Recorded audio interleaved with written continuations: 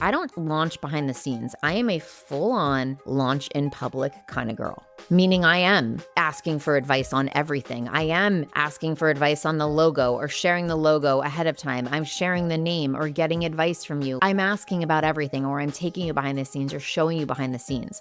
And that gets people so invested. And I love that. Welcome to the Creative Bodega, a podcast about content marketing, Instagram growth, and personal branding for female service-based solopreneurs who want to grow their business without letting it take over their lives. I'm your host, Em Connors, and each week I'll share actionable tips, expert advice, and unfiltered truths to help you create engaging content, connect authentically with your audience, and turn followers into loyal customers, all without the burnout. If you're ready to simplify your content creation, navigate the ever-changing trends, and build a business that works for you while staying sane in this crazy season of life, then you're in the right place. Y'all, I'm going off the cuff on this one. I really don't have a script, which I typically have a script for all the podcasts that I do, but I just am feeling called to do like a check-in about my launch that I have going on. So you probably, if you're a podcast fan of mine and you're a listener, you listened to 3 episodes that I did, my last 3 episodes, all about messaging.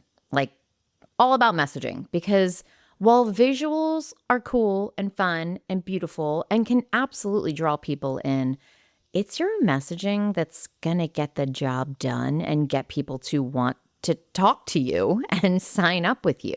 So I am in the pre-launch phase right now of this program.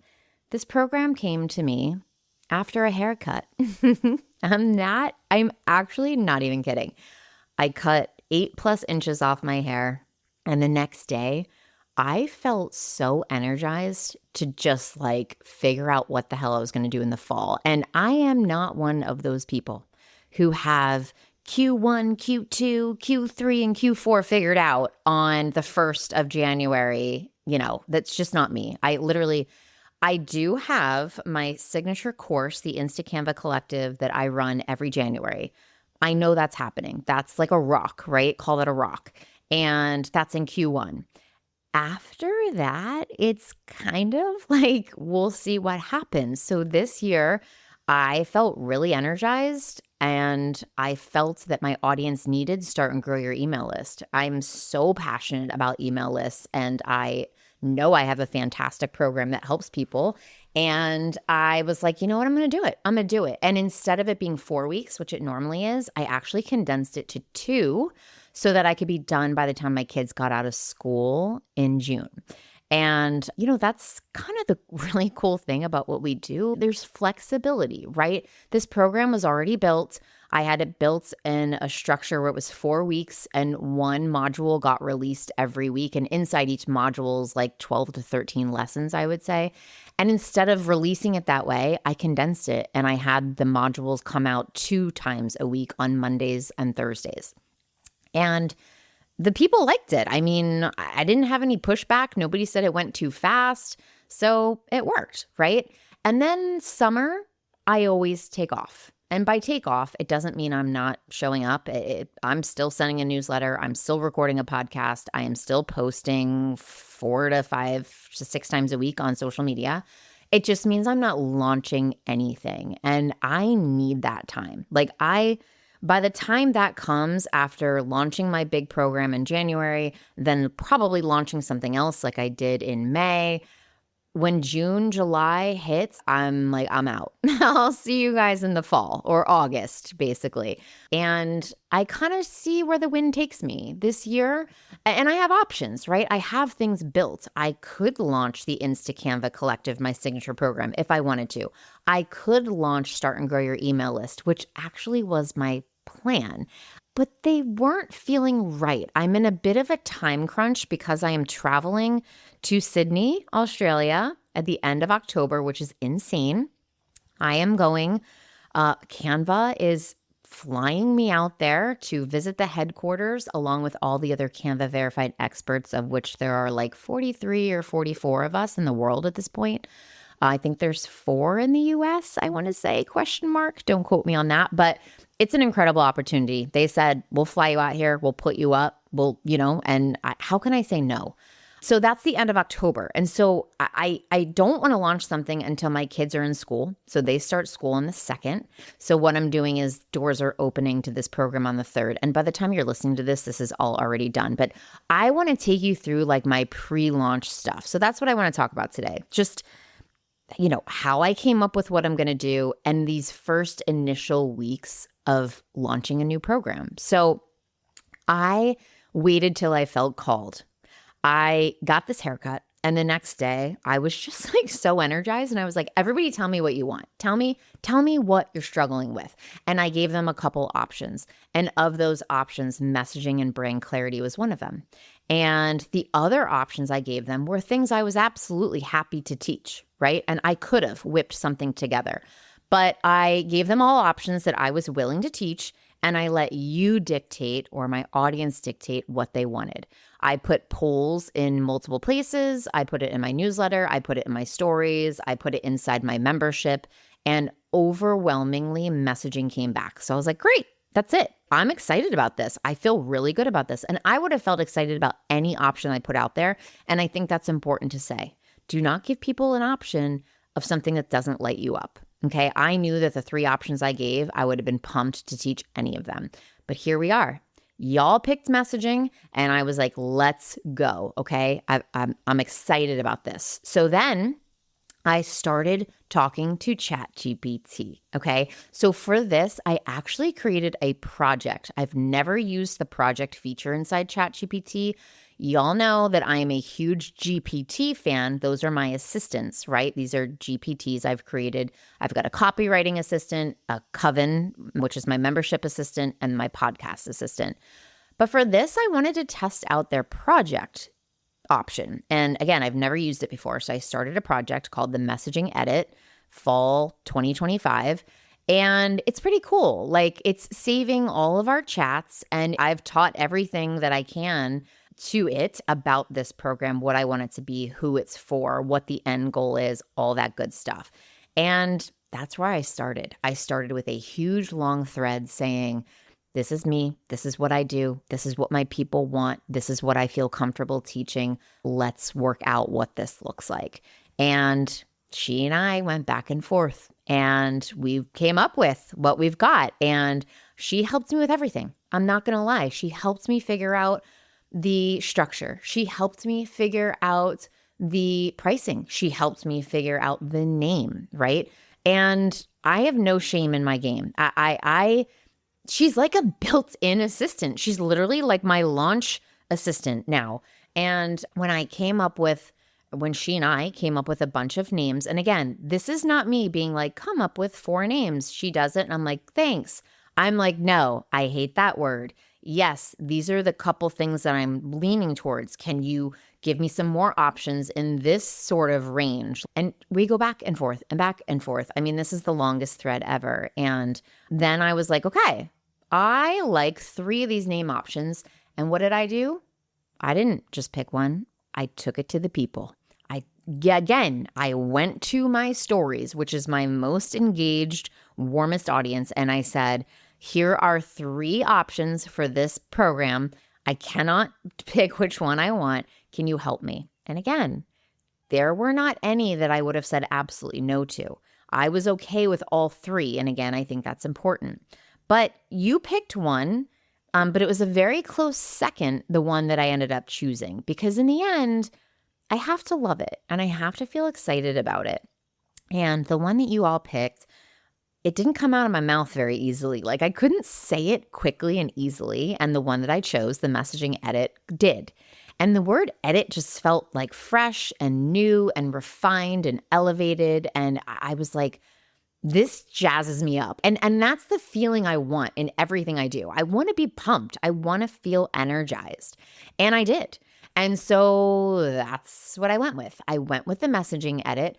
And after I picked it, everybody was like, oh my God, I love it. In fact, one of my followers and alumni from my signature program, she's writing a book, and she reached out to me and said she actually is going to take the word edit for her book. Like she gave her audience two options and then saw my stories about the messaging edit and was like, oh my God, do you mind if? And I was like, duh, no, take it. It's not the messaging edit, it's something else, but it's something else edit. But I was like, do it. And she's so excited and it sounds incredible. And I'm like, even more, okay, that's the confirmation I needed that I picked the one that I like. Okay. So now I've got a name. I've got a structure. I decided on the length of time that I want this program to be. I need it to work in my life. So what I'm doing is I am launching this. The doors open the day after my kids go to school. They close after their first full week of school, and we start technically their third week of school. And that feels good to me. It's going to be chaotic. There's absolutely no question because the beginning of school is a little wild, but I've done this before and I know I can handle it. And I've got my husband on board. Like he knows this is happening. I need more support than usual. He's up, right? And we're so good about that in communicating and he gets it. And in fact, right now, he's got the kids out go-karting so that I can work on this program, record a podcast, and do a million other things. So I've got the support and I've got the dates. And what I'm doing is it is ending a solid week before I leave for Australia. So I didn't want it going up to the day I leave. That would have been really bad. I want a week of just like calm down, no program happening before I leave. And that's important. So you need to find this magical time period that works for you, is going to work for your followers or your audience, and just feels good, right? So 5 weeks felt really good for me. And then the next thing, so I've got the structure, I've got the dates, the pricing. And this is by far the hardest part for me. I go back and forth and back and forth, and the doors. Well, I need the sales page to be done in 3 days. And so that's my deadline for like SHIT or get off the pot. Like this is it. Figure this out. And I had my husband sitting in my office yesterday and I was like, sit down. Here's a pad of paper and a pen. And I need you to just write down everything I'm saying. And then I need you to talk to me about this. I need you to help me figure out. And it's just because I don't know, you guys, I'm not the best with pricing. It makes me uncomfortable. I just, when I think I've got it, I don't have it suddenly. And it's just a back and forth and a back and forth. So this is not a podcast about pricing, but I've got my price and it is what it is. And I feel good about it. I know that I'm taking such a small group of people. I know that I'm a proven earner. I know that I can help people get from where they are to where they want to be. So I've got my pricing. I've got my pricing structure as far as like, this is one payment and this is your 3 payment option. And last but not least, the next thing I do is figure out, do I need a co-coach? I've only ever used 3 different co-coaches across all my programs, and they're all incredible. And they're all students. They're past students who were just A+ people who I loved their advice on other students' posts.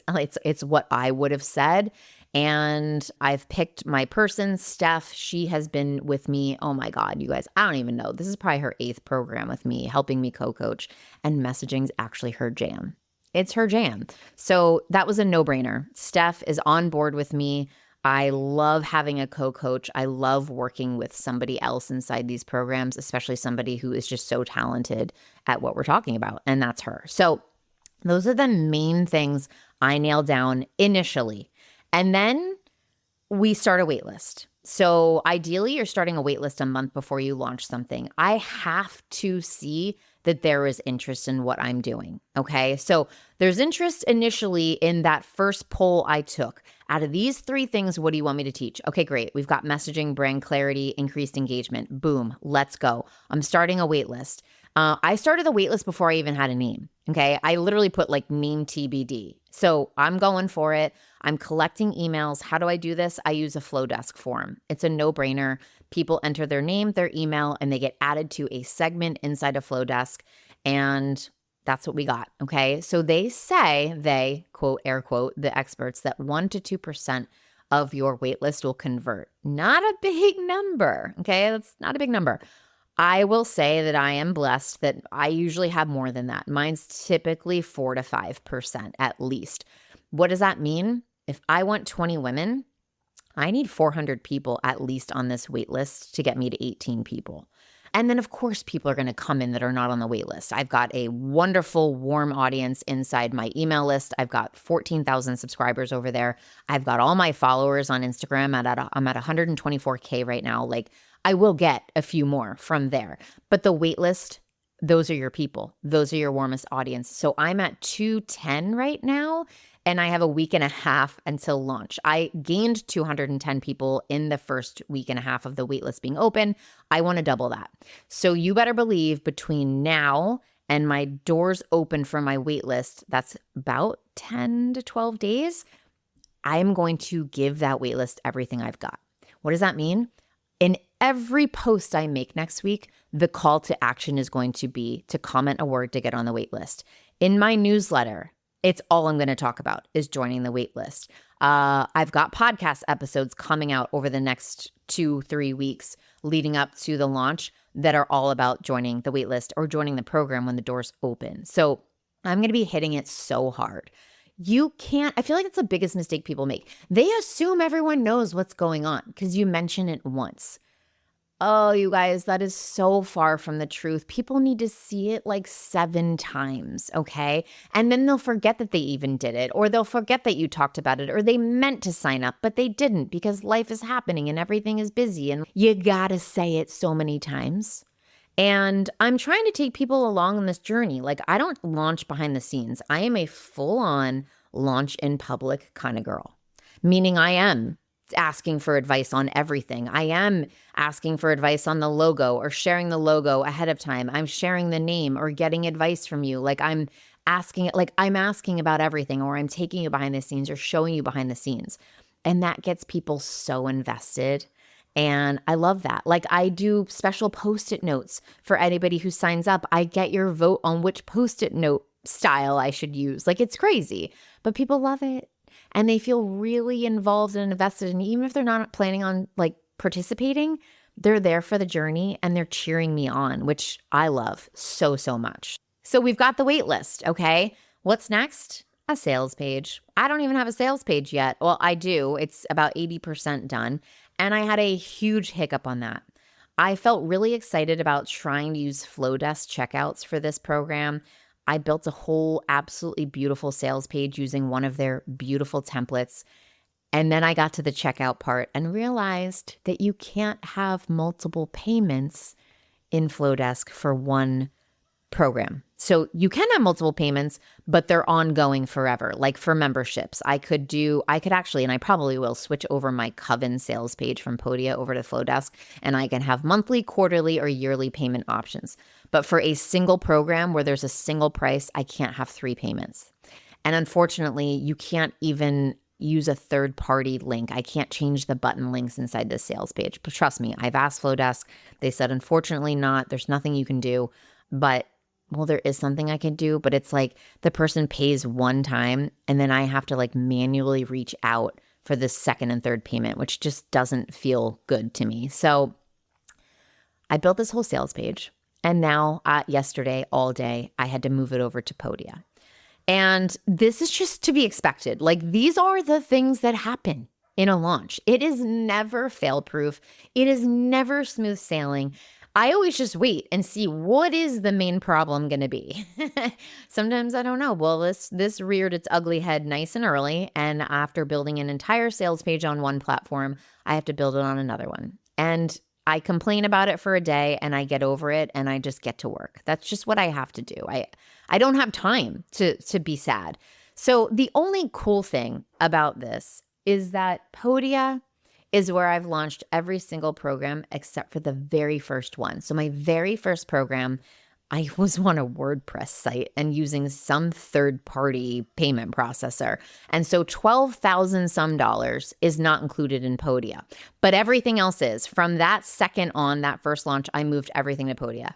And right now I'm sitting at $980,000 in revenue.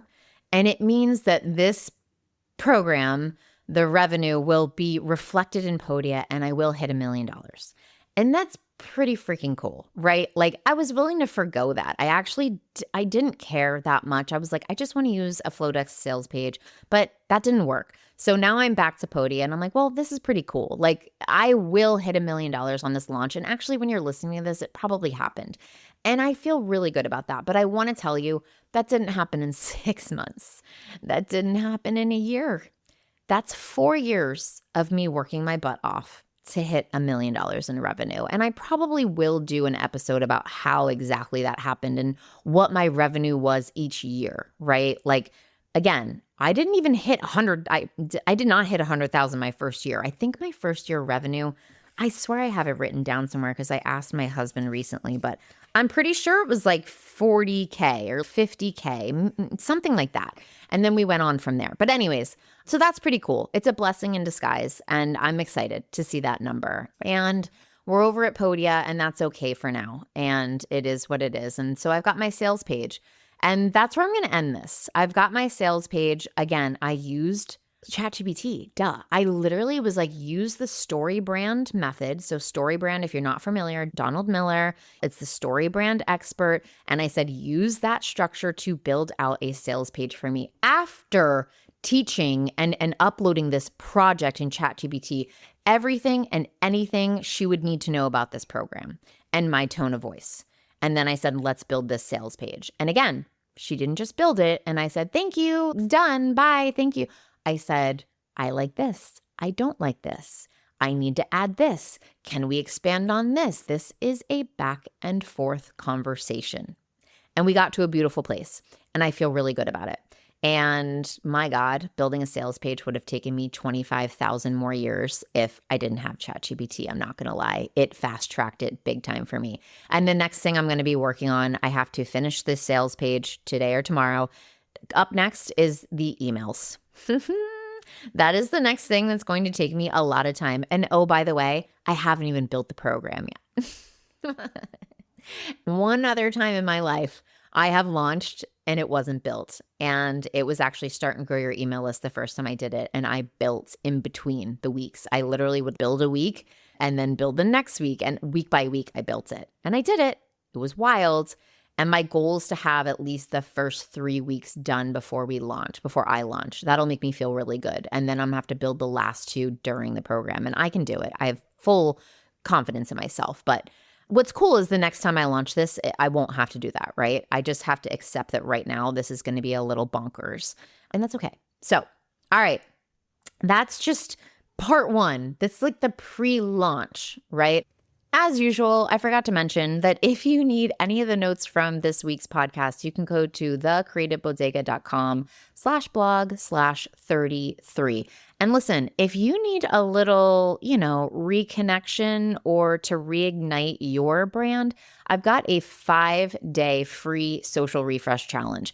It's email-based mini challenges in your inbox every day to help you get from overwhelmed to gaining a lot of clarity and momentum in just a couple days. And inside each email is actually a podcast that's linked to support whatever concept I'm talking about in that email for just a more in-depth explanation. So go check that out. It'll be in the show notes, the link, as well as on the blog post. I hope this is helpful. I hope you've learned a couple things. If you have questions, you know where to find me. I am a launch queen in that I love every single second of it. Like it just energizes me beyond words. So maybe one day I'll do a launch program, but for now, it's a little podcast series for the next couple weeks about the behind the scenes of what it takes to launch something. So wish me luck on getting at least 400 people on the wait list between now and a week and a half. And yeah, I will see you on the next episode. Thanks so much for hanging out with me on the Creative Bodega podcast. If you love this episode, please be sure to share it with a fellow solopreneur who could use a little content creation inspiration. And hey, don't forget to check out the show notes for any resources I mentioned on the episode to help you create content that feels easy and actually gets you results. If you want even more Canva and content tips, head over to my website, thecreativebodega.com, or find me on Instagram under the same name. Until next time, keep creating, keep showing up, and most importantly, try and have a little fun with your content. I'll see you on the next episode.